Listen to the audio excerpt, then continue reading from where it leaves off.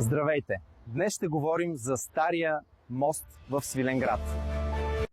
Мостът на Мустафа Паша е изключително архитектурно и историческо свидетелство от времето на Османската империя. Построен през 1529 година. Старият мост е финансиран от везира Мустафа Паша, довереник на султаните Селим I и Сюлейман I Великолепен. Със своите 20 каменни свода, старият мост има дължина около 300 метра и ширина от 6 метра. Старият мост е изграден от масивен дялан камък и съединен с хорусан, за който според преданията били използвани яйца, събирани от цяла Тракия. В средата на старият мост е издигната висока 6-метрова стена, върху която се намира мраморна плоча с надпис на османотурски, съдържащ хронограмата. Макар да не се използва вече като активно транспортно съоръжение, старият мост пази духът на историята и идентичността на Свиленград. Със своята уникална архитектура, драматично минало и възрожденска стойност, старият мост остава жив символ на Свиленград.